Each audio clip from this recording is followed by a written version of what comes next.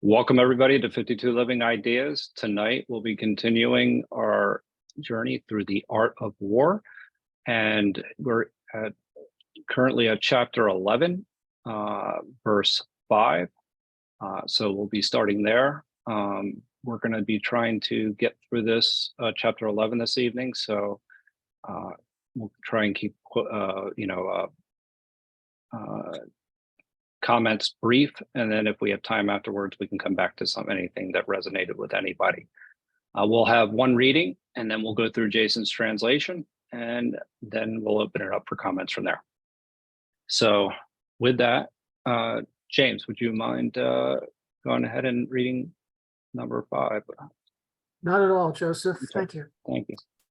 Thus the skillful general conducts his army just as though he were leading a single man willy-nilly by the hand.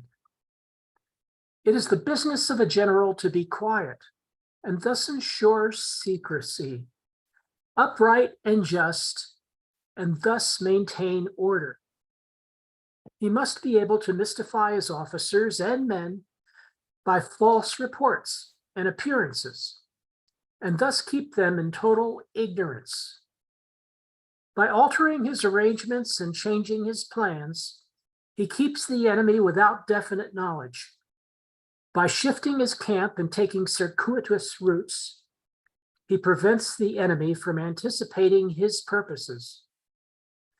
At the critical moment, the leader of the army acts like one who has climbed up a height and then kicks away the ladder behind him.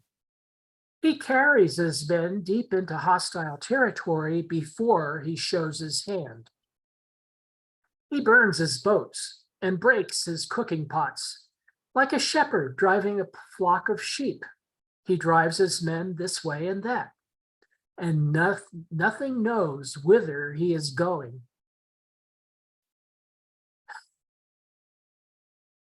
Thank you. I have a little more. Yeah, a that's little what I more. thought. I'm sorry. Okay. Yeah. To muster his host and bring it to danger, this may be termed the business of the general. The different measures suited to the 9 varieties of ground, the expediency of aggressive and defensive tactics, and the fundamental laws of human nature. These are things that must most certainly be studied. Thank you. Thank you. Interesting. So we'll go to Aman. All right. Let me make sure. Can everyone see my screen all right? Yes. Okay. You'll notice some variation here with the Giles and Jason's translation, mostly towards the end. Therefore, those who are good at military operations can take the army in hand, like using one person without his choice. This is a general's business. To be calm and isolated, to be righteous and orderly, and to obscure the ears and eyes of officers and soldiers so they remain unwittingly oblivious. To alter the arrangements and to change the strategies so people remain ignorant. To alter his office residence and to take indirect routes so people may not predict anything. The commander should expect his army to move forward without any chance of returning, like one climbs high and then has the ladder removed.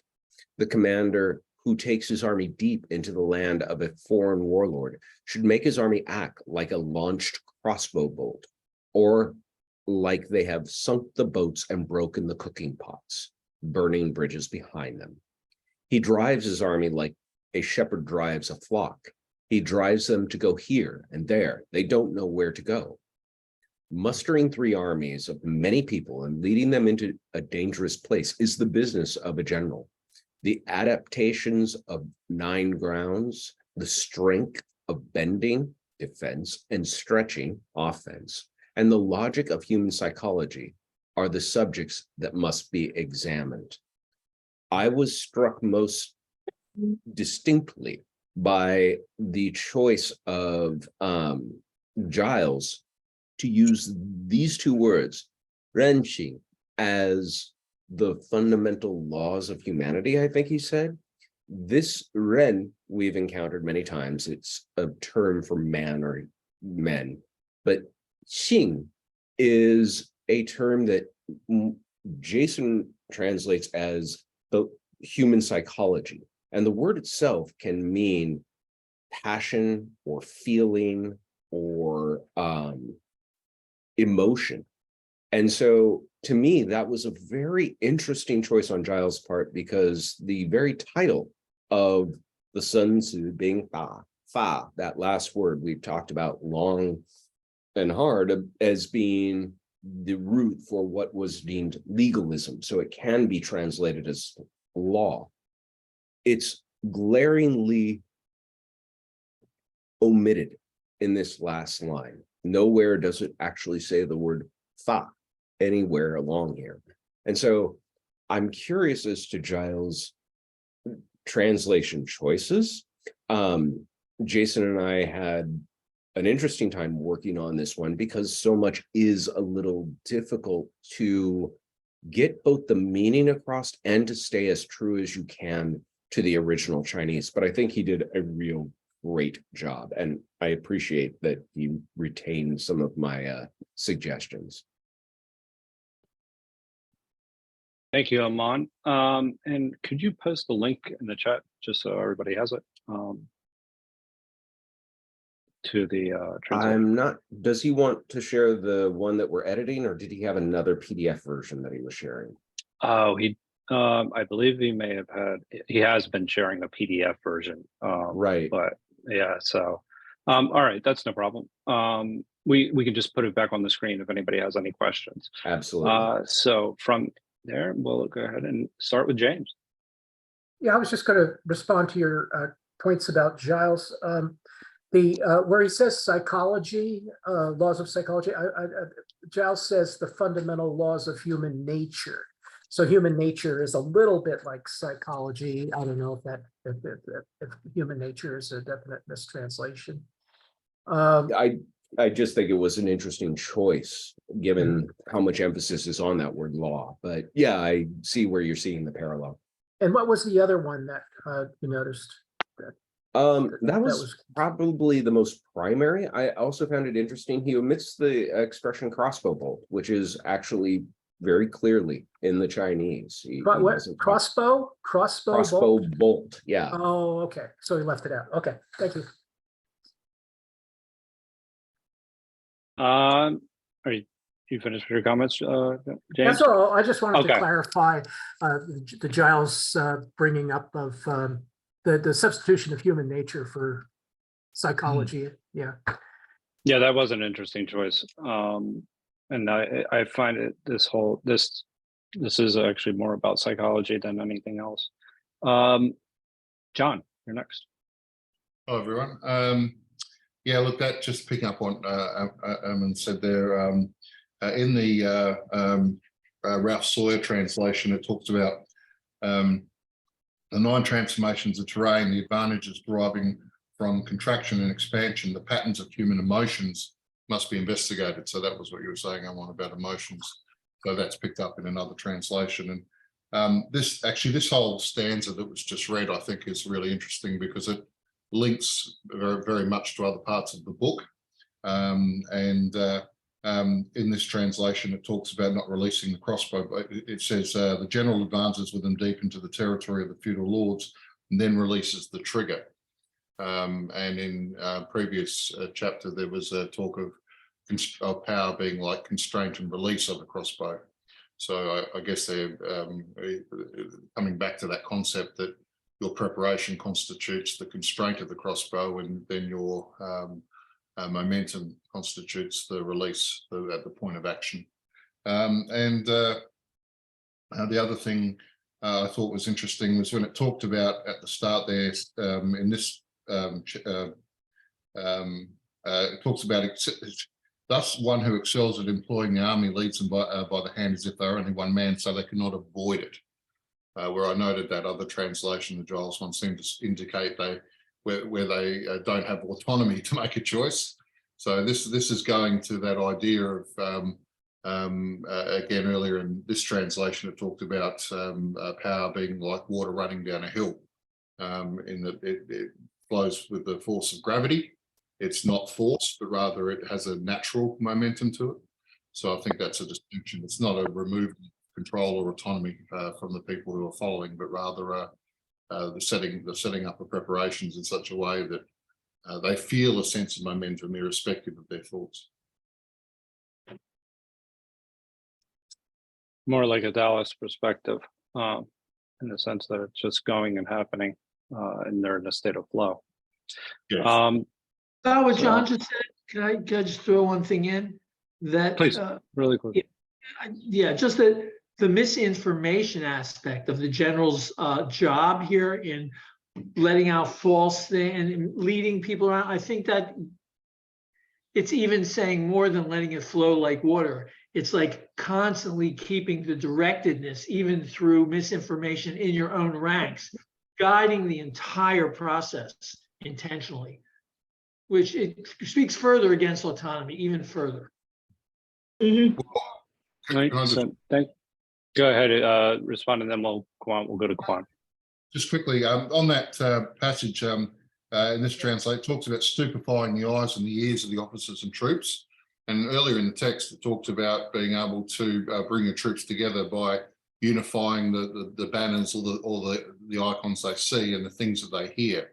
So I relate this passage back to that in the sense that stupefying isn't necessarily a notion of dumbing them down, but rather unifying them through the means of sounds, drums, and icons, the banners that they furl, and that keeping them ignorant, I think, is not ignorant to the purpose or their mission, but rather ignorant to the game plan for purposes of keeping that from the opponent. You know, because again, later in the book it talks about the 5 types of spies, and of course, double agents is one of them. So being aware of that. You know, the ignorance is more of a posture of information rather than a deception of individuals. That's very interesting. Thank you for those comments, John. I definitely want to come back to this idea of how deception is used and why it's used, and in the sense that not only to misguide the enemy, but to actually to protect secrets. So anyway, so Quan. Don't tell Donald Trump. Yes, can we Okay. apply what's going on in today's world? Yeah, all right. No, not today. We're going to try and stay away from politics. What do you mean politics? That's not politics. Okay. Quan. Okay, so what I want to stress in that extraordinary paragraph is that that it expresses with a certain refinement, but at the same time with the most glaring brutality what is modern war is. Okay, so I want to read that lines. He carries his man deep into hostile territory before he shows his hand. Like a shepherd driving a flock of sheep, he drives his man this way and that, and nothing knows whither he is going. I think that it's one of the most obvious expression of what is being a cannon fodder.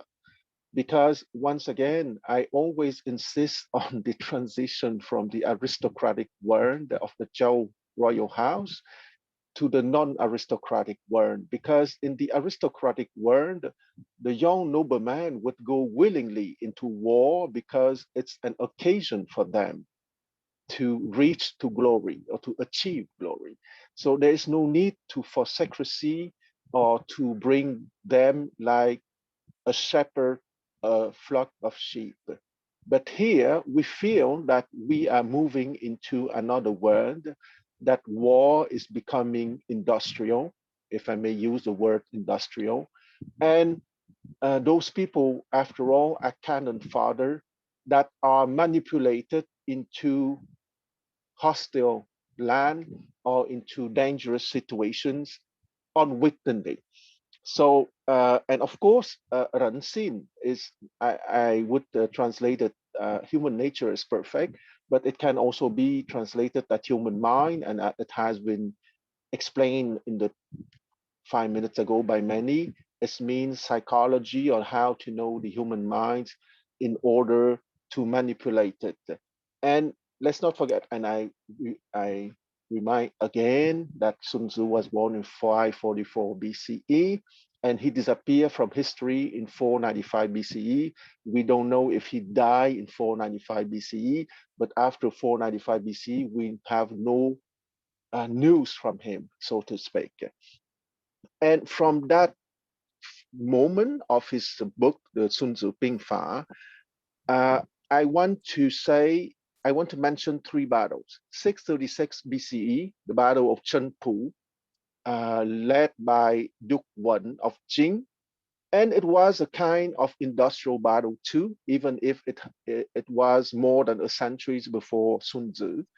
The thing that I want to mention is that when a book is written about something, that something most of the time existed 4 to 6 generations before the book. Okay, so the book only put in writing certain operational realities which existed much more before.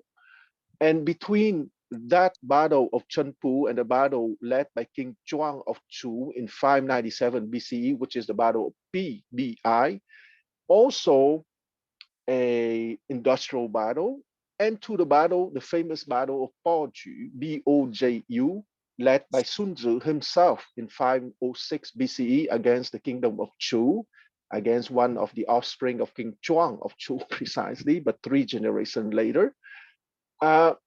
We have 130 years of difference. So 130 years is about the time frame between Napoleon and the Second World War, more or less, okay? 1800 to 1936, 39 to be exact. So that is to say that what is interesting, that the kind, except for the technology, of course, would change a lot between Napoleon and the Second World War. The basic strategy of viewing Ren Xin, of knowing the human nature or human mind, did not change a lot. And I would say that it not change a lot nowadays either. And I would like to finish by a sad note. When you see how the Ukrainians are dying in Ukraine, that idea of cannon fodder being massacred on the battlefields because some people know to manipulate the human mind is a blatant illustration of that paragraph, and still manifesting nowadays. And I finish here. Very well said. I have one question. That does this? Thank you for that, Quan. By the way, I think that was really chilling and honest, shall I say, and as well as insightful. But doesn't this essentially violate one of the principles, the moral laws, that are stated earlier in the text? And what, isn't there some conflict there? Well, Joe, you are at the center of the Chinese civilization, okay? Because the Chinese civilization, or any civilization, I would say, but of course, I'm a little bit obsessed by Chinese civilization. It's my personal problem. But it's at the center of Chinese civilization in the sense you have in one, because the first 3 chapters, okay, it's pervasive in the 13 chapters, but let's say that in the first 3 chapters, it's much more Confucian. It's much more Confucianist. Okay, it's more about the universal principles. It's about justice and etc. But if you remember our discussions in the last week, in the last many weeks, the best is not to go to war. Okay, that's the subject of the first 3 chapters. The best is not to go to war, and I would say that we already arrive at the conclusion that the core of the Sun Tzu, the supreme warrior, is to stop war. And you know that the Chinese character for warrior, Wu, is to stop the weapons, okay? That is a supreme warrior, not to go to war. But if it's not possible to avoid war once that we have decided that we have to go to war, the goal is to win and to win at all costs. Okay, because if we decide that to go to war, the goal is to win. To lose would be completely a betrayal of the nation and of the people.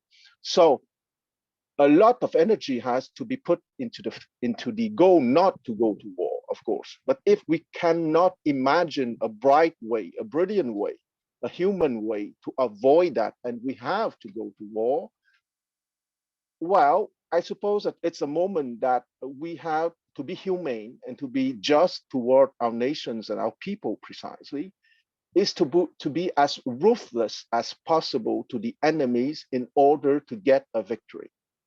I would say that there's no way to go out that dilemma unless we are bright enough to succeed what the first 3 chapters suggest, meaning not to go to war. Thank you for that. And it actually highlights the importance of intelligence gathering as well, on 2 different levels, not only in the sense that when you're in battle and having information, but also the idea of having information to prevent war in the first place. Yeah, thank you for that. Yeah, I want to come back to these comments. So I have Madeline, followed by Laura, then Paul. Yes, thank you, Quan. That was fantastic. Really nice. My comment is just on this one section. It made me think of an example from just regular modern life, which has probably been going on in all time, which is, let's say, in a work situation where you have someone who's just out of control. They generate chaos. Everyone's running around, sort of picking up the pieces. The things they do are erratic. You're trying to keep up with what they're asking you to do. They're issuing contradictory, emails and memos. And it just seems like they're completely out of control and generating all the chaos. The person generating the chaos is the person who's in control.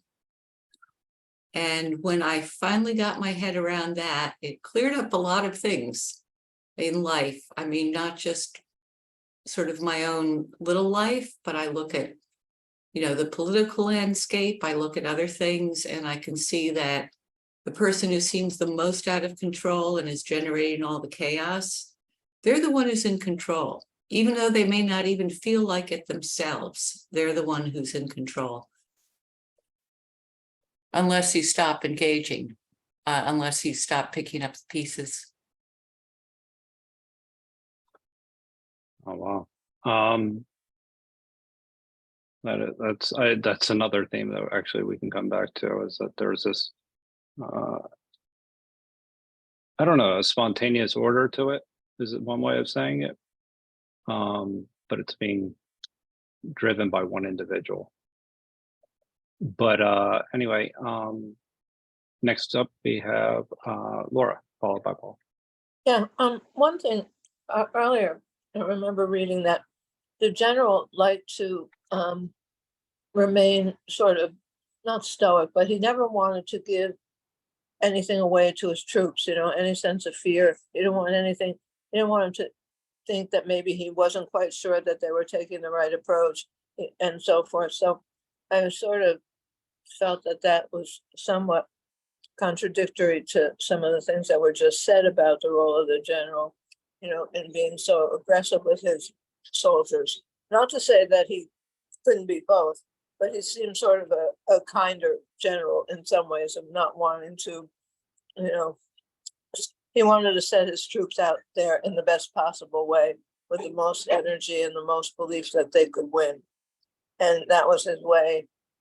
He wasn't going, okay, let's go, in a hard sense, the sense of great force, come on, extra. He kept it as normal as possible. Let's put it that way. He didn't want to give his hand away when taking the troops into battle. So does that contradict some of what was just said? I don't believe it does, actually.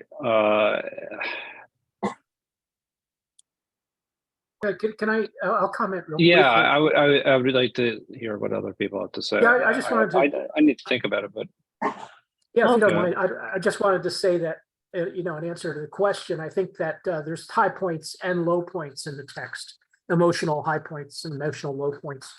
And as in every text, as in every situation, we had the last chapter, we had the crying soldiers, right? So that doesn't contradict the idea of the general maintaining secrecy, the general keeping his cards under his vest. You know, the idea of secrecy is completely in line with the idea that there's actually multiple levels of psychology going on, and the general's responsibility, though, is to control. According to Sun Tzu, I think he's saying here that not only his own emotional state, but he has to look out for the emotional, the constitution.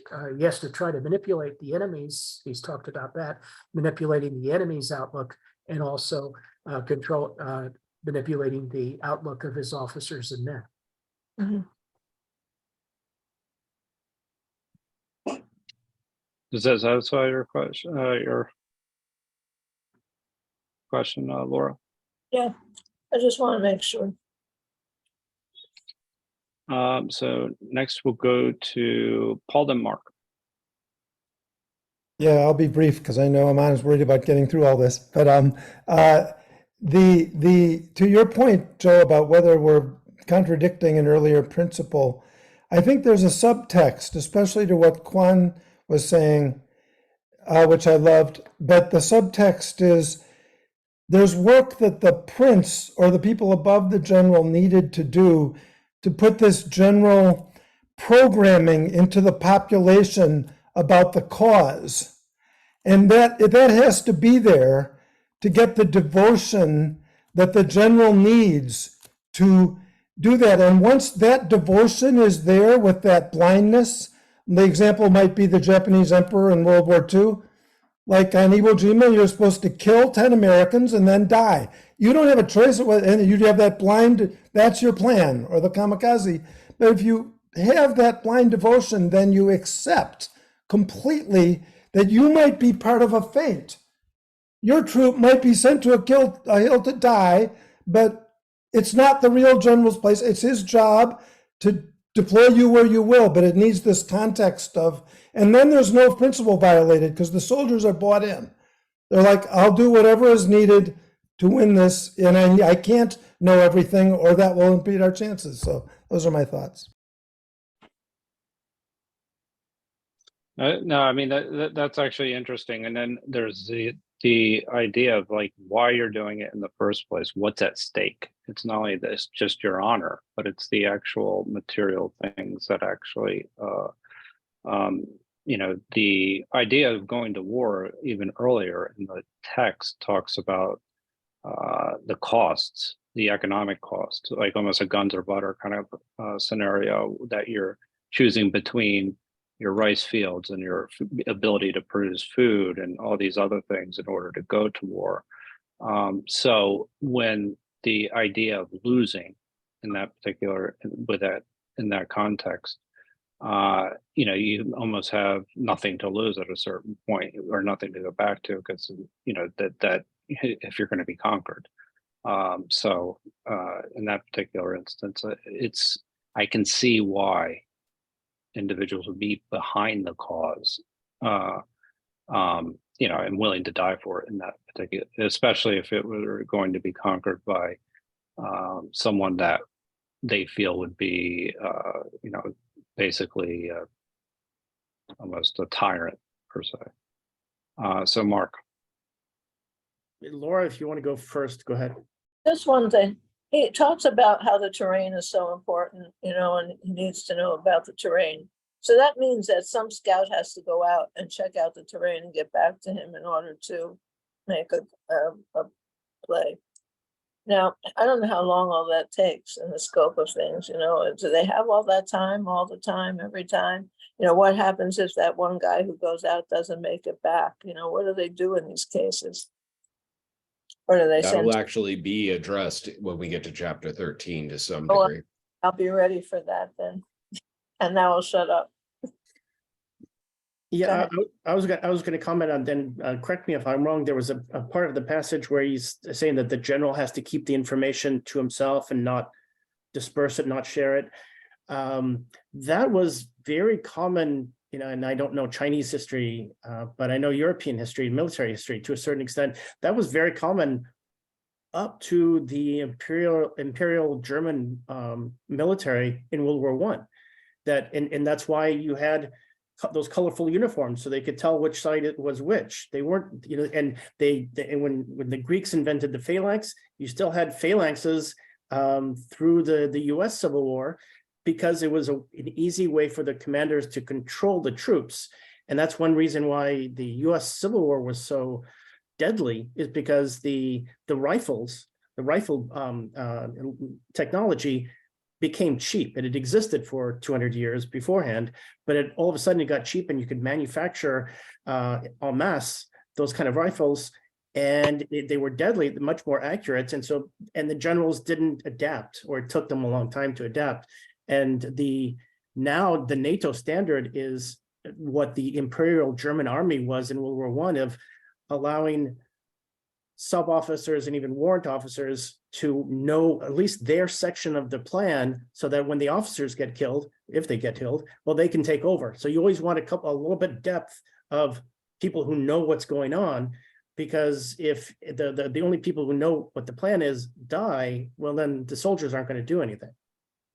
You know, so it goes to technology, it goes to culture, it goes to communications, and I would imagine education. I mean, you can't, I bet it would be harder to have that depth of knowledge if the sergeants can't read, or if they don't know how to read a map. You know, it's one thing that I know, that with the Soviet army, it was only a very small fraction of them ever learned to read a map, because they controlled all that information, which is in the US Army, almost everybody learns how to read a map. But yeah, I'll take my hand down. Yeah, well, no, I mean, there are some fantastic points there. I mean, in a way, you bring up almost survivability analysis, in the sense that how you're basically going to communicate if something else goes wrong. And then on top of that, actually bring up a lot about risk management as well. You know, what's the risk of actually allowing this information to be dispersed, and how much information would be needed to be dispersed, and that's a calculated risk. And that's one of the things that's most interesting about this text, is the probabilistic nature, the calculations that are continuously made by the generals in order to determine the likelihood of success. So this is a chapter actually when we're talking about laying plans, it's more of the tactical aspect of it. And actually what you just highlighted, it was a very interesting way of describing the tactics that a general would actually employ.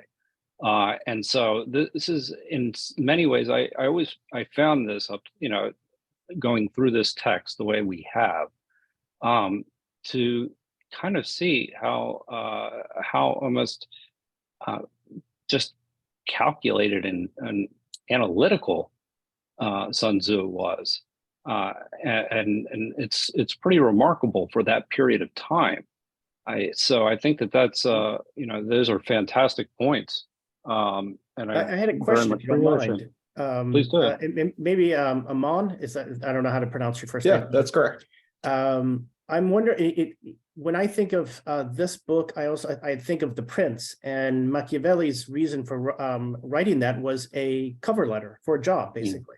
And he purposefully wrote it in a rather not simplistic, that's not quite right, but a very clear, concise way, because he wanted some prince to read it, you know, very easily.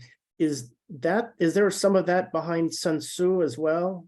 There's almost no escaping the similarities, especially Mark, I don't remember seeing you in the earlier chapters of No, The I Art just of War. I just literally just picked up on this.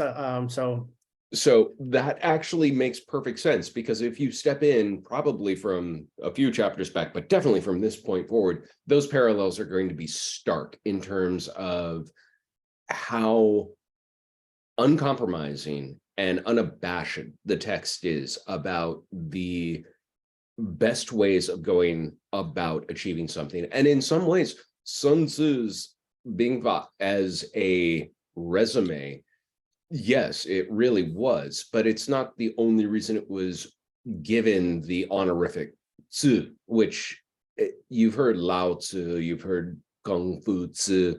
These are all titles that mean honorable sir, learned scholar. Sun Tzu is the first military man to gain that honorific as a result of this text. And it's attributed to a person prior to him, but the interview is actually a story I've told a few times about applying these principles in actually interviewing for a position from a marquis, a princeling, someone of note. I want to try and get us moving on, and I'm trying to hold comment to do that, but I'm going to bring this up just so briefly because it was just June 6th, which was the anniversary of D-Day.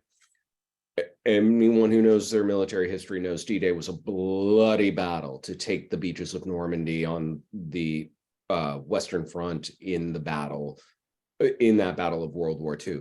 Eisenhower was out on June 5th, the day before the invasion, glad handing the troops, smiling, laughing, encouraging them. He was the one making the call. He would not have made the call had he not believed in the possibility of success. But he wrote a second letter that was not released until after, I believe, his death that night. Let me see if I can actually quote some of it. Our landing in the Shabrohava area has failed to gain a satisfactory foothold, and I have withdrawn the troops. My decision to attack at this time and place was based upon the best information available. The troops, the air, and the Navy did all that bravery and devotion to duty could do. If any blame or fault attaches to the attempt, it is mine alone. I won't read the rest of the letter. The point is, that letter was in case it went wrong. And one of the things he was not doing with the troops was telling them, yeah, it could go wrong. It was not to be shared widely. He needed his troops to believe that this was a foolproof plan.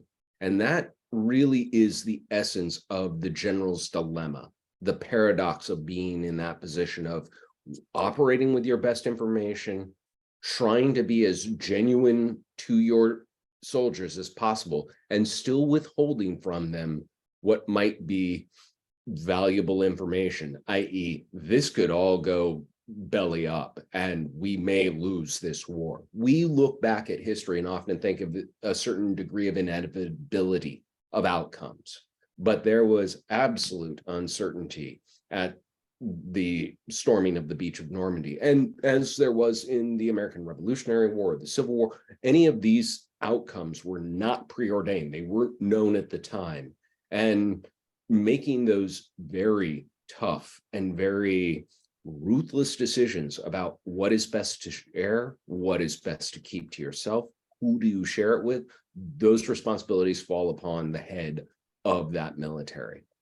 Getting the action plan or getting the vision statement right in the first place, that falls to who's ever in charge of your country. And that was the first part of the Sun Tzu, was trying to extol the importance of don't do this stupidly.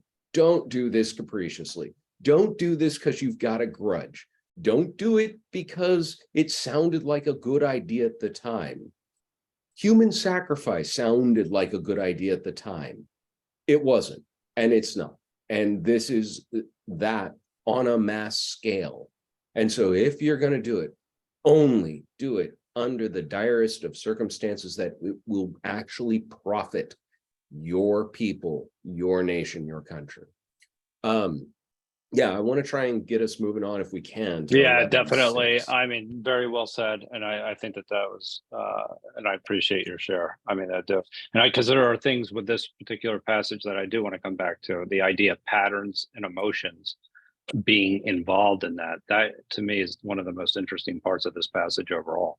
And how we, emotions can be manipulated and how patterns are identified and how misdirection and all of this, and we'll equate it maybe to poker or something. But anyway, so James, would you mind reading All right. number 6? Yeah, number 6. Okay. When invading hostile territory, the general principle is that penetrating deeply brings cohesion. Penetrating but a short way means dispersion. When you leave your own country behind and take your army across neighborhood territory, you find yourself on critical ground. When there are means of communication on all 4 sides, the ground is one of intersecting highways. When you penetrate deeply into a country, it is serious ground. When you penetrate but a little way, it is facile ground. When you have the enemy's strongholds in your rear and narrow passes in front, it is hemmed in ground. When there is no place of refuge at all, it is desperate ground. Therefore, on dispersive ground, I would inspire my men with unity of purpose. On facile ground, I would see that there is close connection between all parts of my army. On contentious ground, I would hurry up my rear. On open ground, I would keep a vigilant eye on my defenses.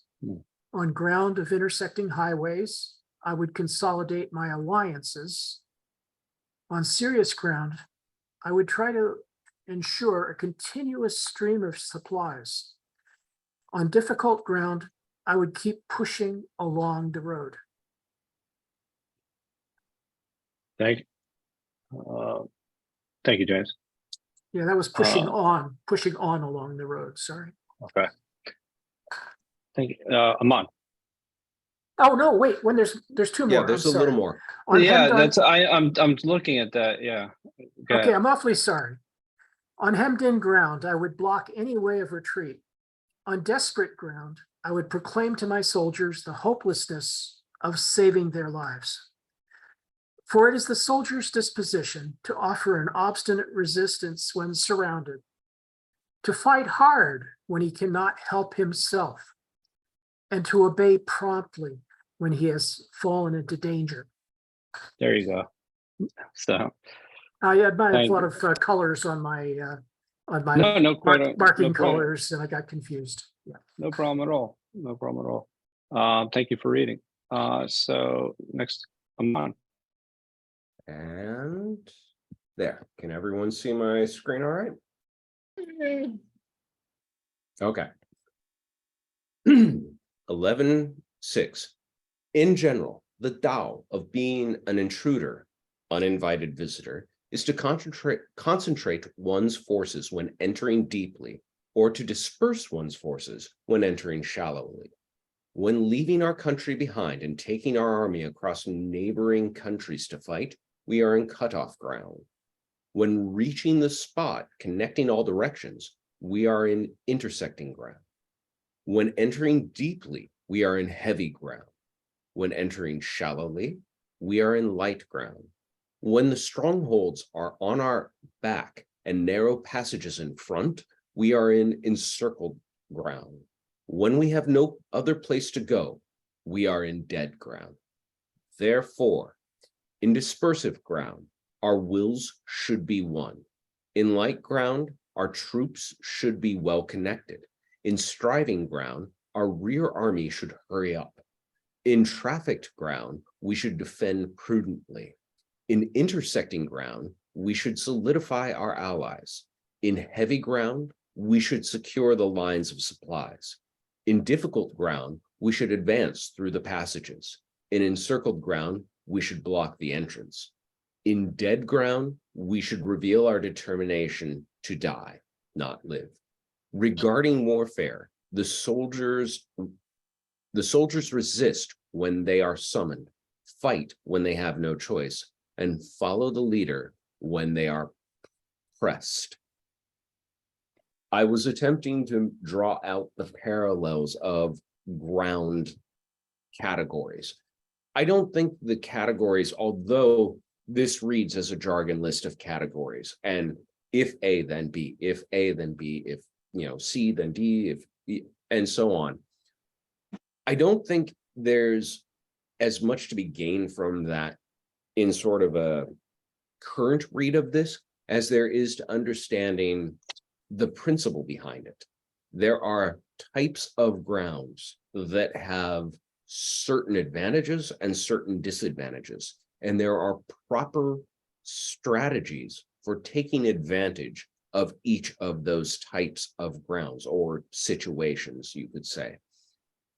Applying the wrong solution to the wrong category or the wrong type of situation is a recipe for disaster. It kind of reminds me of something I used to say to students years ago when talking about medicine writ large. Medicine is good. The right medicine for the right problem is better. Seeing a proctologist for a dental exam is probably a terrible idea. And that's really what this formula kind of attempts to express, is that there's a right formula to be used, and miscategorize, misuse these, and you may wind up in very serious, dire straits. Thank you, Amon. Now I know why my teeth are giving me trouble. So anyway, go ahead, James. I told Okay. you. Done that. This is kind of a review. There's a review of the first section here, with the grounds, the types of grounds, the kinds of grounds. But there's also a listing of measures that the general should have in mind that are appropriate to each ground. And I think that's the important feature of this section. And and then summarized in the summary, he simply says that regarding warfare in general, soldiers resist when they're surrounded. They fight when there's no choice. In other words, there's nothing to do but live or die, in other words. And then if you're in a situation where you're pressed or in trouble, make sure you follow the leader. So, but of course you're really responsible for yourself too. So, but it's interesting, he's summing up a lot of concepts in this chapter. In addition, the types of terrain and a quick summary of measures that are appropriate to each type of, I'm sorry for using the word terrain, for each type of ground, for each, because the ground is a situation. Each ground is a kind of battle situation, not a type of terrain. Anyway, so I think the chapter is very useful for that. It adds a little bit of flesh onto the principal concept of the 9 grounds.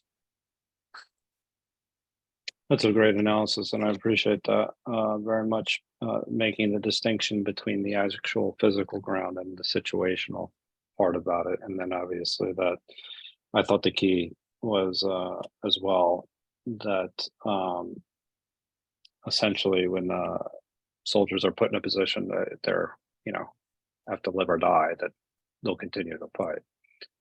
So that, that to me is sums up this this section. But it also gets into what you were just talking about. It's situational.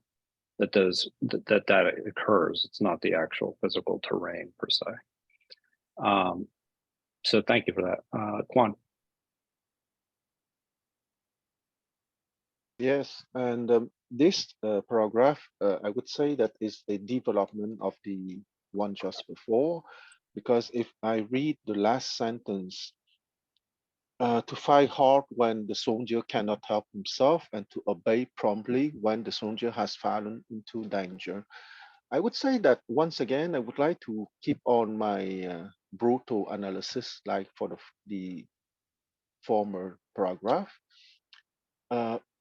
Political power can be explained in many ways, but I would say that on a very low, down to earth level, political power is to make people obey, and especially in a situation of danger and of war.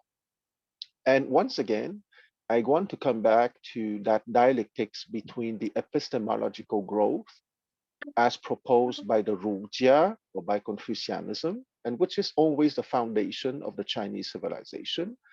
But as I think Mark said about Machiavelli, the practical application is always about Faja, okay? And Faja, we said many times, it has been very badly translated as legalism, because a short way to translate Faja is precisely the art of the ruler. Okay, so you have always the Rujia, the school of the scholars that would propose the epistemological development. But at the same time, above that foundation, you have the different school proposing different arts of the ruler, depending of the author, but ultimately it's the one art with a capital A of the ruler, or the long translation for Faja would be, as I already said in the past, principles and practices of statecraft and administration. And Sun Tzu is probably one of the most comprehensive author that we can classify into that Faja, okay, proposing a comprehensive understanding and methods for any ruler in his practices of statecraft and administration. And once again, he is capable to write in a brutal manner that political power, ultimately in dangerous situation, is to make people obey promptly, and having a commander-in-chief directing the general operation and capable of imagination and secrecy, but also capable to lead his people, including manipulating them and bringing them into dangerous situation where they can die. I stop here. Thank you for that, Kwan. Next up, we have Elsa. That passage really reminded me of something that my yoga teacher said many times. That the idea is that you have to listen to your body, and you have to know when to push your edge and when to pull back and to relax and go into child's pose. And I feel like it's like a really good philosophy for life, because I think that sometimes the people who sort of like make a plan and go, this is the plan, and I'm only sticking to the plan, they don't really do that well in life. But people who are constantly monitoring their situation and adjusting and adapting based on what information they're getting generally tend to be more successful, because you can't just like ignore everything that's around you. You've got to pay attention to everything that's around you. And if sometimes you're going to have to act this way, sometimes your troops need to do that, but it's just a really good philosophy of life, that as things go along, you need to constantly monitor your surroundings, monitor how things are going, and then adjust accordingly. It just kind of makes more sense. It's a good philosophy of life, I think. Thank you, Allison. The ability to adjust is something I want to come back to as a little bit, even relating to the last passage as well. Speaking of being aware of your surroundings, I see Paul has an exclamation point in the chat. I think it's Paul, then John, if that's okay with you, John. Yeah, just a quick question, maybe for Kwan, because of the historical context you bring to the table. In the part about, if you're in desperate ground, everyone just has to be ready to die. It reminds me of what I had said previously about that ethic, that ethos, that there is no such thing as surrender. And so far in the art of war, I don't see such a thing as pulling back or surrender. Am I reading that right? Or do you have any comments on the concept of surrender in the historical context, or of a different, if you're in that much trouble where you're just going to have everyone die? Like I know one story in World War II where it was the end of the war, they lost, and Hitler said, go and die and destroy everything. And some generals said, you have an option. You're free now. Go where you will or surrender. Just curious on your comments on those things. Yeah. Joe, with your permission, I will take the 30 seconds. Please do. Please do. Okay.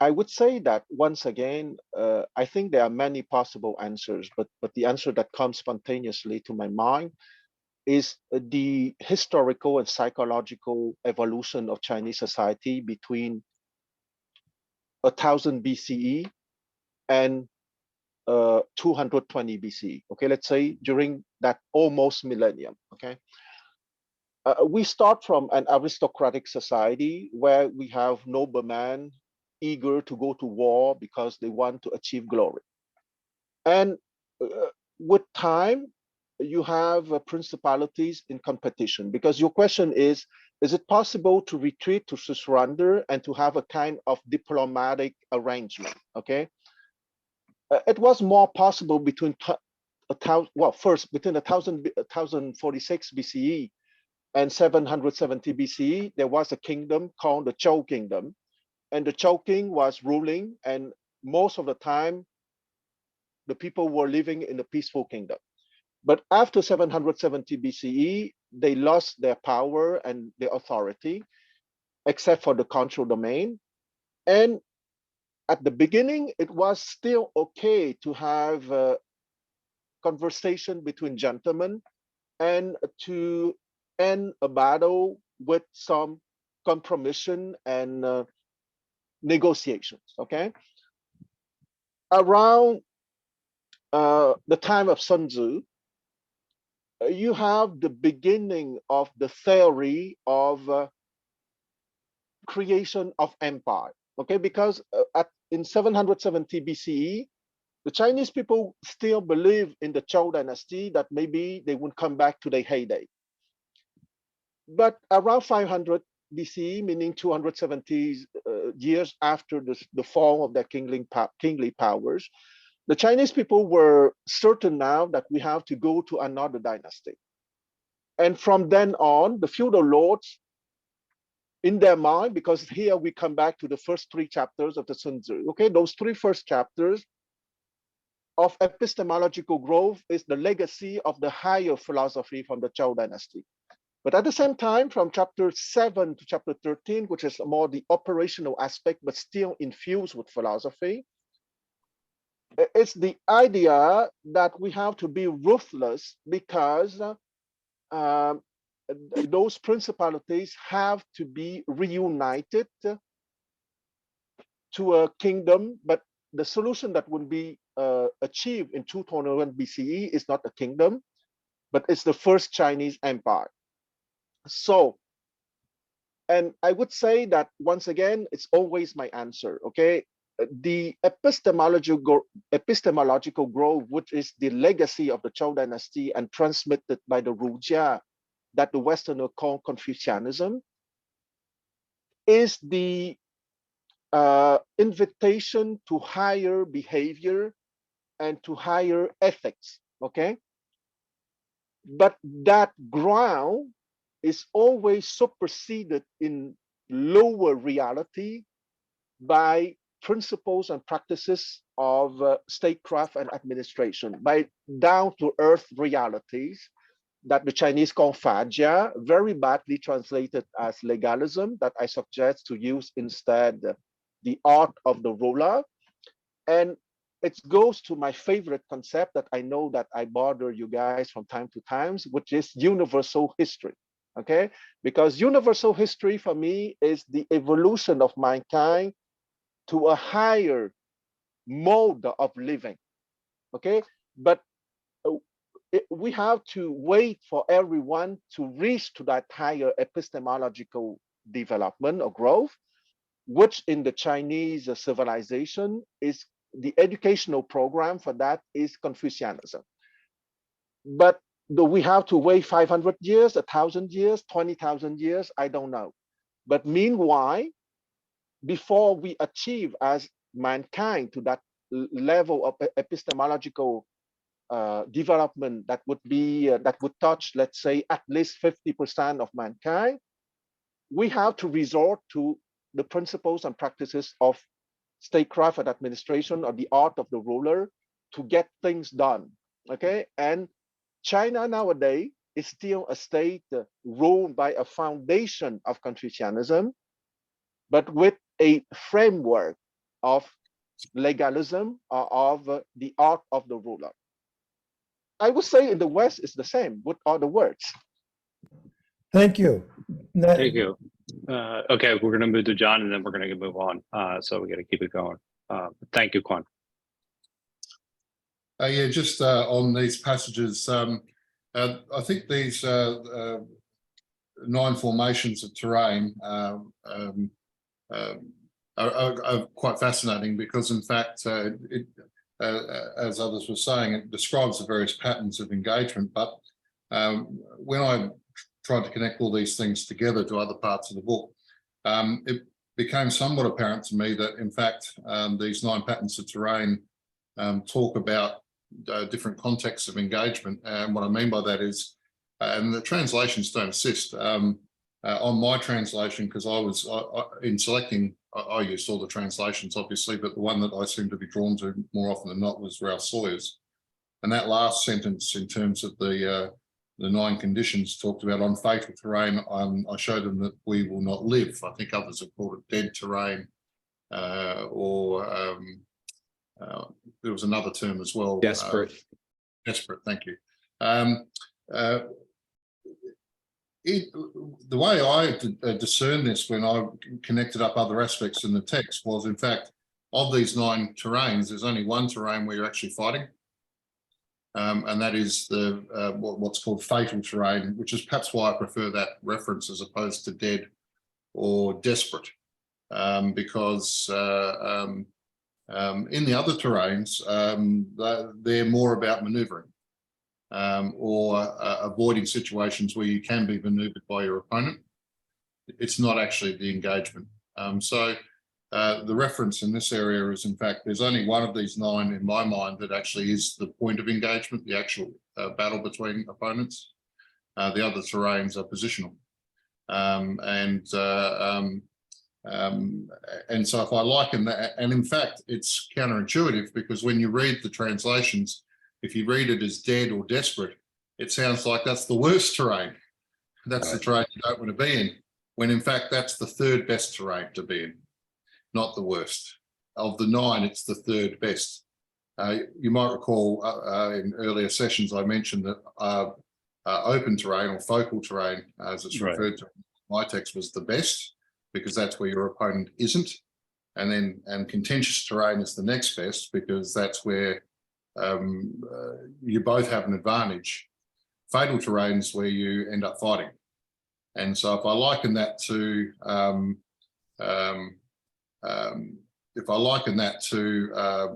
say a football game, open terrain, you're trying to kick the ball into space. It then moves to contentious terrain when defenders and opponents move into that space. The ball perhaps hasn't been won at this point. And then at the point the ball's, perhaps I'll use the American vernacular, at the point the ball's caught in the air and then the defender converges to the tackle, that's then the fatal terrain. And so if the person who receives the receiver, who gets the ball in the air, can in fact run past or run beyond the defender, he avoids the fatal terrain, the actual engagement, by moving through the contentious terrain, where they both could come into contact but don't. And so that I think is an interesting pattern, because, as I said, some of those translations lend themselves to thinking this is the worst terrain. But if I put it in market terms, just to make that point again, Apple comes along with a new idea, let's call it an iPhone, that's open terrain. Samsung, Google says, well, we'll do a phone too. Well, they're in contentious terrain, because they're essentially the second player into the marketplace. They're both competing, but at this point, they're not, if you like, in a direct battle for market share. Everyone else who then enters the market is in fatal terrain. And once you've got multiple entrants in the market, you're all in fatal terrain until one of those parties asserts a new open terrain defensive position by developing something new. So those three terrains, open, contentious, and fatal, are in fact the three best terrains, and the others are all positioning. They're not engagement terrains. Thank you, John. David, and then we'll go back to the text. For the next two, we're going to keep our comments under 2 minutes, and then move on, just to make sure we get done this chapter. This will be brief. Sure, I want to riff off something I think James started with, which is terrain, or what we're going to call it, ground. This is the general knowing what is. It's knowing what you're starting with. But the knowledge of these principles is about how you flow through the changes and what happens during the war too, because you have an awareness of what was, which is concrete. Yeah, there were rocks there, it's structured a certain way, and that's a limited knowledge. That's just the starting point, but you have to know that to start. And you now know what it is now, which is something else. It's in action, it has an interpretation as it is now, and you're taking it for what it's worth now. Something can, become hemmed in or become hostile, depending on what's happening. And again, it brings these terms to the metaphorical value. It's not just about the physically obvious, it's about the whole thing you're subsuming in the project, pertaining to rocks on the ground and troop movements and their attitudes and how effective they're going to be, and the significance of that. And your neighbors. The neighbors' attitudes are going to matter if they're potentially engaged in, your boundary or an intersecting area. And the weather and the light and the wind go back to Eisenhower when he's preparing for D-Day. So the astronomical. So you have the flux of things. So this can't just be referring to the immediate concrete that you started with. This is about your readiness to recognize these changes and what each type of change pushes you towards: a more active, aggressive, or a more staunch, attention to your supply lines. And the general is the one who has to have, even if he's not informing everyone else, the knowledge and recognition. So he knows what's there and he recognizes how it flows. So it's, terrain, we know it means all that, right? I appreciate that. Thank you for those comments, David. And that actually relates a lot to number 5 as well. I was going to we'll- suggest, since 8 is very short, why don't we read 7 and 8 together right now, just to make sure we capture. That'll be great. Yeah, absolutely. That'll ensure, and then people can extend their comments a little bit as well, if they. Yeah, that will open it up. Cool. All right, then, James, we do the honors. All right, I roll up my sleeves. We cannot enter into alliance with neighboring princes until we are acquainted with their designs. We are not fit to lead an army on the march unless we are familiar with the face of the country, its mountains and forests, its pitfalls and precipices, its marshes and swamps. We should be unable to turn natural advantages to account unless we make use of local guides. To be ignorant of any one of the following 4 or 5 principles does not befit a warlike prince. When a warlike prince attacks a powerful state, his generalship shows itself in preventing the concentration of the enemy's forces. He overawes his opponents, and their allies are prevented from joining against him. Hence, he does not strive to ally himself with all and sundry, nor does he foster the power of other states. He carries out his own secret designs, keeping his antagonists in awe. Thus, he is able to capture their cities and overthrow their kingdoms. Bestow rewards without regard to rule. Issue orders without regard to previous arrangements, and you will be able to handle a whole army as though you had to do with but a single man. Confront your soldiers with the deed itself. Never let them know your design.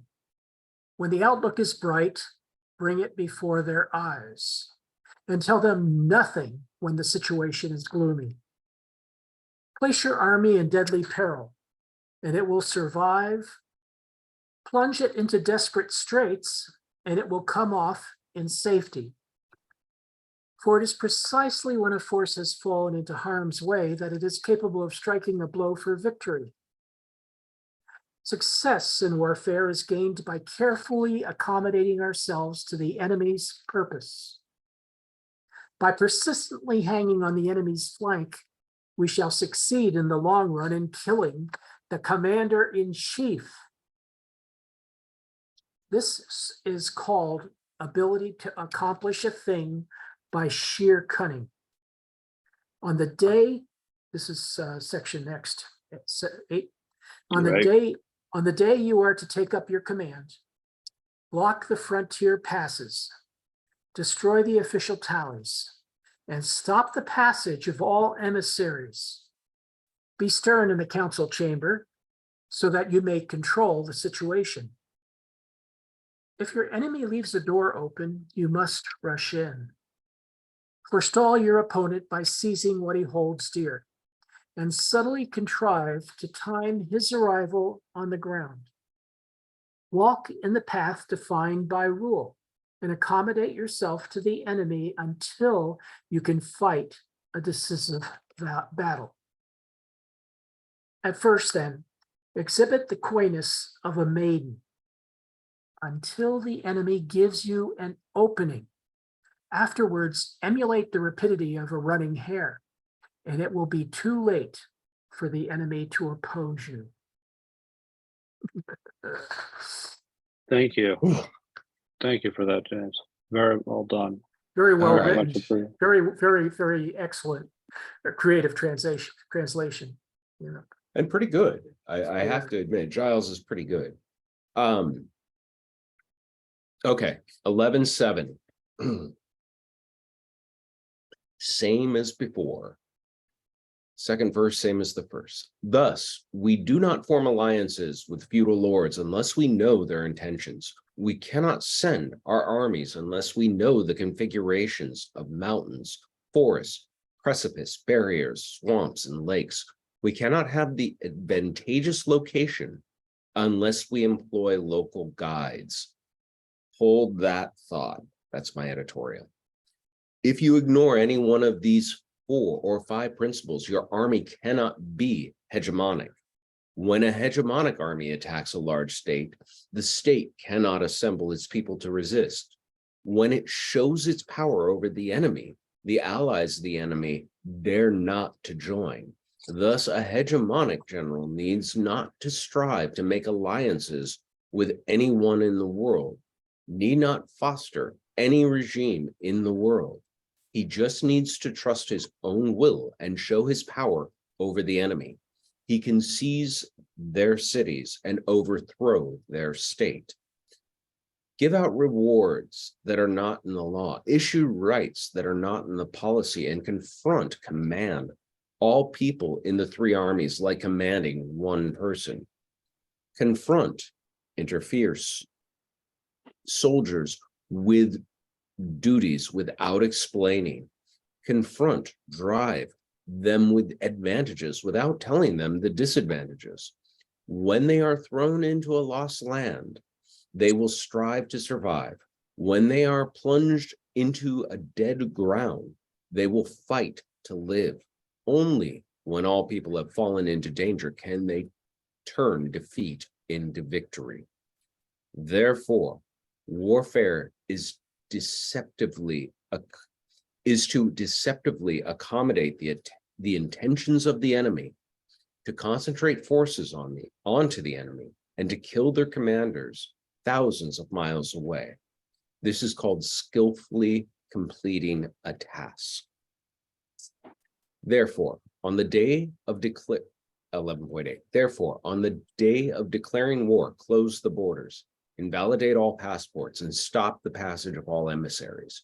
Repeatedly review the plan in the royal court in order to totally control the warfare.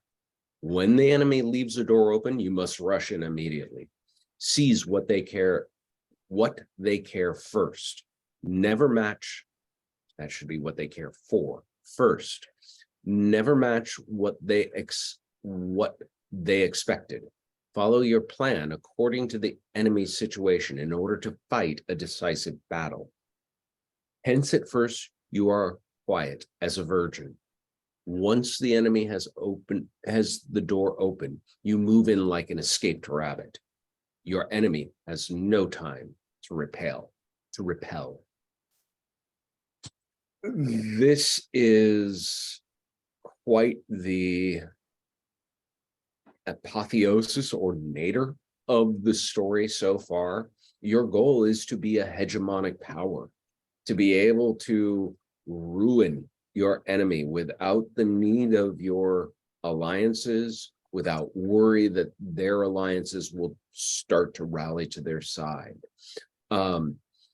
You need to sometimes deceive your own soldiers into believing that they are in a much more dire strait than they actually are. You don't want them to see that there is a route for them to retreat home. I believe it was an earlier chapter that said if home is within sight, your army won't operate as well as it will when home is a distant memory and they don't have a hope of going there. Then they will commit fully to the task in front of them. And then we get to this rejoinder. On the day you declare war, close your borders, invalidate passports, stop emissaries, and review your plan repeatedly in the royal court. Be crystal clear that this is not, that nobody's misinterpreting the plan, that nobody has, any last minute reservations. Make sure that it's reviewed by all. So everybody's on the same page who needs to be on the same page in that war room. And then go out, and although you have a plan, if the opportunity presents itself, seize it, because that's more important than merely following the plan. I read that and all I can think of is the capture of, I believe it was Moctezuma by Cortez, that they invited him in and they're like, these guys don't have armor. They think we're conquerors. They think we're kings. Kill everyone and take him hostage. And that's what they did. And they wound up, trying to figure out what to do about that after the fact, but nobody can argue that Spain didn't successfully conquer the Aztecs. I love this final image because it's so antithetical to all this sort of gory, gruesome, bloodthirsty warfare. Be quiet as a virgin, wait for a door to open and move like an escaped rabbit, not a lion, not a tiger, but something that's even faster, something that's even more compelled to action, because that is the kind of anima that your enemy will not be able to repel. Thank you for that. And now we got a half an hour just to discuss chapter 11. Actually, that should be fun. Go ahead, David. Actually, go next. Just a brief reaction. This was a lot of, this was a high action section of the text here.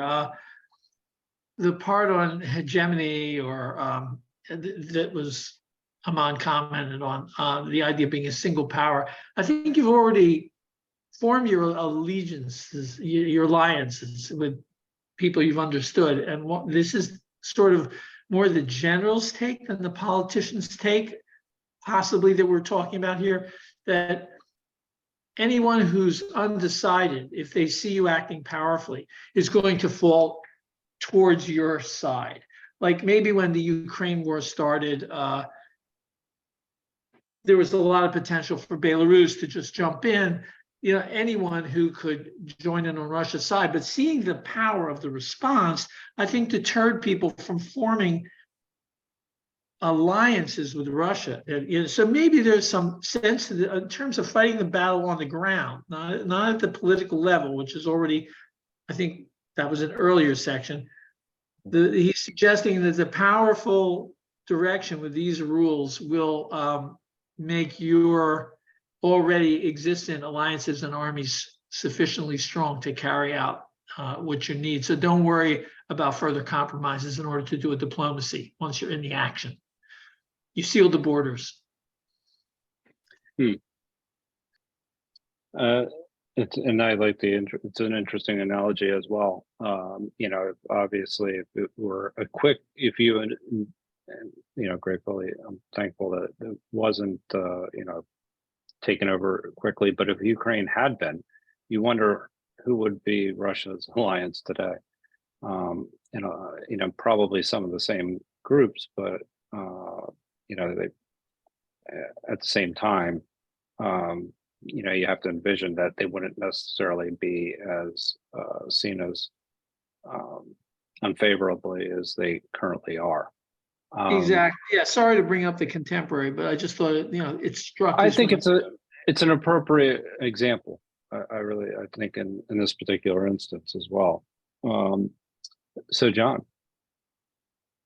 Yeah, look, just on this one, I thought that the opening paragraph where it referred to the topography of, in my translation, mountains and forests, ravines and defiles, wetlands and marshes, denotes the separation between the physical aspects of the terrain and then how those, how that topography might be formed, if you like, or how it might present in terms of the formations, the 9 aspects that were mentioned earlier, just before that.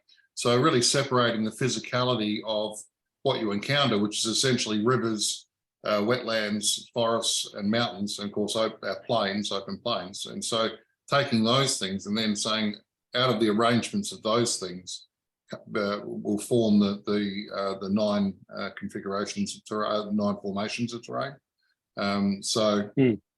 Oh, that was interesting. And then the other thing is, I think when it talks about the plans of the feudal lords and preparatory alliances, that also goes to the overall idea of the treaties, which is to avoid war through preparations and structuring and thought. And so you talk about Ukraine, but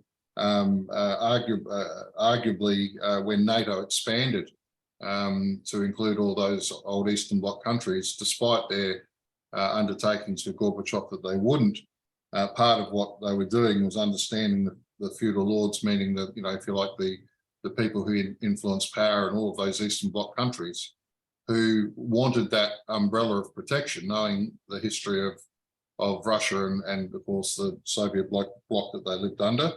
And so in a lot of ways that expansion this passage speaks to that expansion.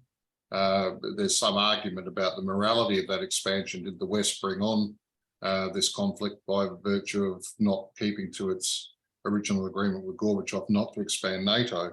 And yet this passage makes it fairly clear that to be a hegemonic power, you need to forge those alliances and understand the feudal lords, which in this case were all the people, the elite, if you like, the intelligentsia of the various countries who then joined NATO or wish to. And of course, since the war started, we've seen a number of countries who previously didn't want to join NATO move very quickly to do so. Perhaps indicating again the strength of fighting a battle from the arrangement of plans and alliances rather than with armies and cities. I'll perhaps stop there and I'll come back to other comments that other people talk. Sure. We'll go with Amon, then Paul. Since the subject of Ukraine and Russia has come up so much with this passage, I wanted to use it as an illustration of one of the other principles that Sun Tzu is extolling here, which is the absolute supreme value of information control and how that has sort of led as an antecedent into that conflict where you had US intelligence reporting the intentions and movements of Russian military machinations weeks ahead of what was actually exactly as they executed. That sort of demonstration of the control of intel and what it communicated subtextually to the rest of the world was, we not only do we know what they are up to and will advertise it out there, and that makes their play fall flat and facile when they make these claims that we've already said they're going to make, and we've told the world these are untrue things. It also threw up a flag to their potential allies. When you were talking about Belarus possibly jumping in, or who else might be their ally, even China as a erstwhile ally is really playing it close to the vest, because that sort of demonstration that we know your plans as well as you, and we are more than happy to put them on display and for the world to see, made all those other countries much, much more gun shy about taking up their cause, because they don't want their plans laid bare before the world either. And so this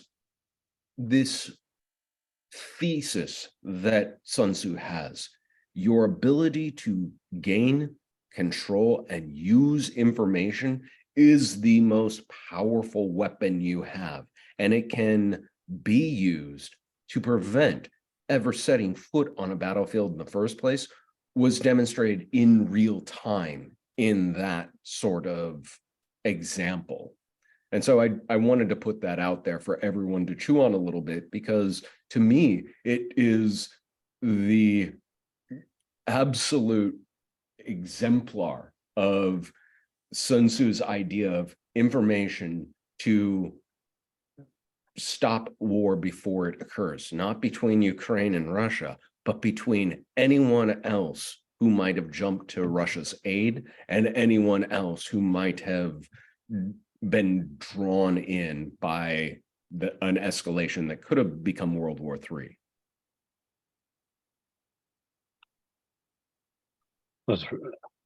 That's a lot, John, and we'll come back to that. Paul. Yeah, I like how this group really tries to be careful with the equation of current events with these texts. And I'm just not feeling, I love it. I think there's so much to be learned from it, but at the same time, I'm very cautious. Back to historical context and things. Aman was kind of starting to relate to it when in his last thoughts there, but this particular passage and what we're talking about here is to be hegemonic, is assuming all that, almost like when they were not in the Confucianistic world that Quan dreams of, with moral principles being exchanged. We're in a head-to-head, I'm going to kill you or you're going to kill me. And if once you're in that mode, this is the way to be. But now we're applying this to the world situation right now. And it's hard to apply it. And we're using hindsight to go, well, what were we doing back when NATO made some agreements with the other countries? I don't think, I guess we could take the stance that we're still not where Quan dreams of, and we're still, I'm going to kill you unless you're going to kill me. And so these all apply exactly the same way. Or are we in a different situation because of the threat of complete annihilation of all of humanity that Buckminster Fuller and others talk about that did not face Sun Tzu? So I question whether we can apply this way. That's my only thought. It's an interesting question for anybody to take up, but it's like a game theory question. I mean, that's the way I look at this, is that now, and we're still in it. But there are ways of reducing risk. That's all. I'll keep my comments there for now, but Quan. Yeah, I think that Paul's comment is truly interesting because it's obvious that the big difference, if we compare Sun Tzu's time to our times, is of course the atomic weapons. Okay, and that stuff makes a big difference. However, I would say that nothing at the time of Sun Tzu can be compared to the atomics, that's for sure. But the smaller equivalent at the time of Sun Tzu would be the annihilation of the principality of the kingdom if a bad decision is taken. Okay, that would be the biggest stuff that could happen to a principality. It's utter annihilation by the enemy. Okay, but of course it doesn't have that comprehensive impact on all mankind than the atomics could have nowadays, that's for sure. And for those who are a little bit interested in military theories, you know that now we are at the 5th generation warfare. And the 3rd generation warfare was to World War II, okay, at the end. But what made the difference pre and post 1945 is precisely the atomic weapons. Okay, we enter into the 4th generation warfare because of the appearance of the atomics precisely. And now we are at the 5th generation warfare, including the atomics from the 4th generation warfare, but also a kind of higher presence of information warfare. Okay, because I think that it was Churchill or maybe someone else, but the first victim of any war is truth. So because either in the time of Sun Tzu in China, in the West, or even now, the first element to control in a situation of conflict or of war is the information. Okay, propaganda, disinformation, etc. And we know perfectly that if we take the case of Ukraine, that we have propaganda on every side, and I would say that it's the big thing. However, I think that there are some universal truths that are in the Sun Tzu and that will always be relevant, even when we will have battles in space or in other galaxies. Is precisely the capacity to control the information or to make the enemy think certain things which are not true. I stop here. Thank you, Quan. John. Yeah, I concur with Quan. The treaty starts with the compelling premise that warfare is the greatest affair of the state because it leads to either victory or defeat, which either leads to progress or death, which leads to prosperity or extinction. So whether that's a global extinction or whether that's extinction of the principality, as Quan said, or the country, or the ideology, the theory, the Nazi Germany ideology was defeated in that way. So I think that the premise is right, and well, I would describe the entire book as referring to what I term patterns of movement. So for me, the entire book is a description of patterns of movement, and those patterns are able to then be overlaid onto not only historical events, but also to projecting future events to try to work out what the likely patterns of movements would be based on the patterns you've seen to that point. When Juan talked about information, the 5th generation warfare, that's true too, but that also goes to plans and alliances being superior to, battles of plans and alliances being superior to battles of armies and cities. And so obviously information warfare is a battle of plans and alliances, as is cyber warfare. Not necessarily physical things, though they can spill over into physical effects. They're not direct physical engagements. That whole issue of plans and alliances and information warfare goes to the concept of aligning your army's eyes and their ears. And this passage particularly talks about the treatise of the art of war going beyond just the army, but to in fact entire societies, the masses. How a hegemonic power achieves that is to deconstruct their opponent's total society in terms of the way that they control that information, as Amon, I think, said quite correctly, which is that's the highest form of engagement. So information is the pivotal point when you consider attacking by clans as the highest form of engagement. So I think that, the patterns of movement is the essence of it. And these different degrees of engagement are really just reflecting the sophistication of our society as we've moved more towards the clans and alliances realm, which is the realm of thought, rather than the realm of physical interaction, because we understand that there's losses on both sides.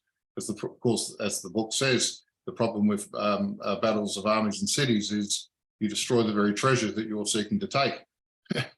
Plans and alliances, you can preserve them. And I'll stop there for a minute. It's interesting because everybody's going, and rightfully so, don't get me wrong, to the, especially since we're talking about the 9 situations, or however you want to title it. It's we're all looking at it from a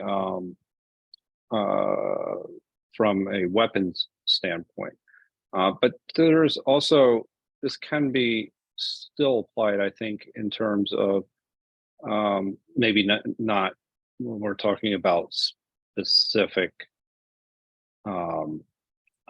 situations. Maybe it's a little bit harder to draw analogies, but I think overall the text still holds true in terms of how you look at the economic aspect of this.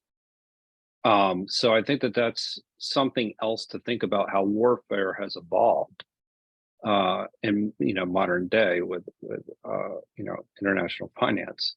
And I think that that's something to consider. It has evolved, but tactically, it's interesting to explore. There are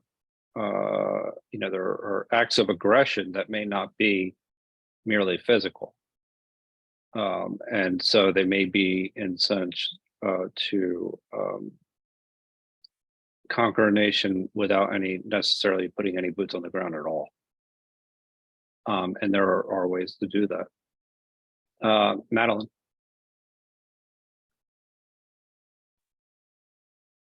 Let's see. Well, I have read that at the time the first nuclear weapon was detonated as a test, the men who had designed and created it were not 100% sure. In fact, they had their doubts that the chain reaction would stop.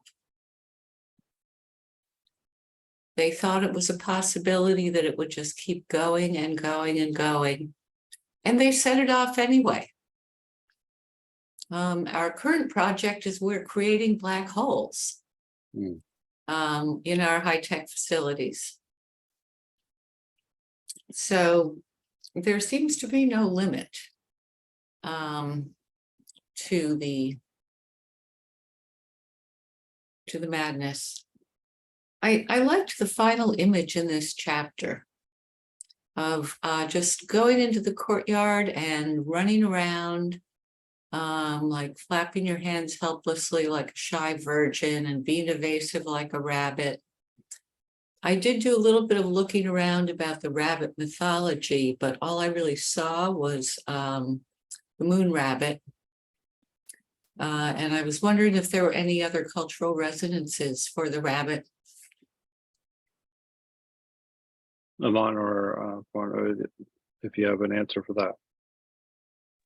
Yeah, I just mentioned that it's first in the Chinese calendar, the zodiac calendar. It came in first, and there's a whole legend. There's actually a few fables around that too, but beyond that, I want to kind of wrap my hands around a lot of what we're talking about, because it does seem very borderline apocalyptic when you get to this chapter and you start casting it on to the modern world. It can feel very apocalyptic. And so The contrarian in me wants to point out that we're just outside of 25 years away from a full century in human history with no two major countries going into direct conflict with one another, which is something that has not happened in human history. You won't find a 100-year span where the First Nations or the great empires of the world didn't get in direct conflict with one another in one way or another. This is the first time it's happened. It partly does have to do with the cost of war and us finally gaining some appreciation with what those costs are. It has to also do with war being televised after Vietnam, the first time we actually saw what a battlefield looked like, and the stomach dropping out in the general population for tolerance of that as something done, you know, for any cause, whatever the cause du jour was. But there are a couple of things that I believe it was Paul was asking about the universalizability of Sun Tzu in a modern age. Does what he say, is what he said then in any way still applicable to us in a modern age? And for this, you'll have to bear with me because there are lies, damn lies, and then there are stats. And so I've got a few statistics here that come off of the battlefield of Gettysburg from the Civil War.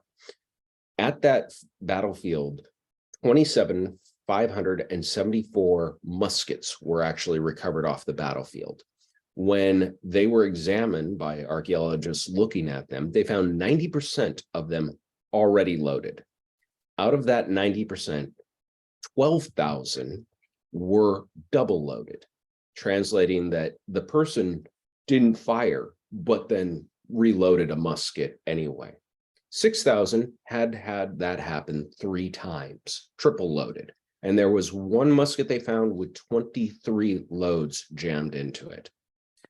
What's significant about this is it speaks to human nature in a battlefield with stakes that are very high, with a modern-ish form of warfare, in the sense that, yes, they're still using phalanx, but they are also employing firearms on the battlefield. And 90% of those soldiers probably didn't fire.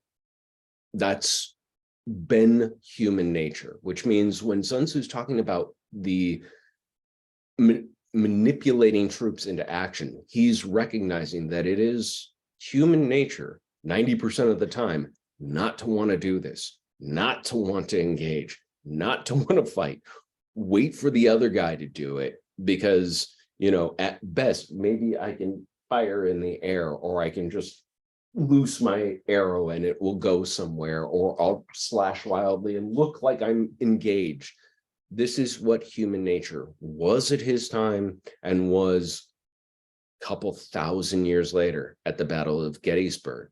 And so when Quan talked about these different stages of warfare, moving from the 3rd phase into the 4th, into the 5th, one of the things, yes, nuclear weaponry wasn't a component of it, but there was another component of it, which was recognition by armies that this was human nature, and learning to actually train armies to engage so that you got those fire rates down from 90% attrition to 60% to 40%, to where now I think the modern army estimate is something like 15%, because of specifics of training tactics, like the type of target you actually attack as opposed to a sack of hay or a bullseye, and that it pops up and moves, and all other little quirks of manipulating human psychology to get better at the science of actually doing this.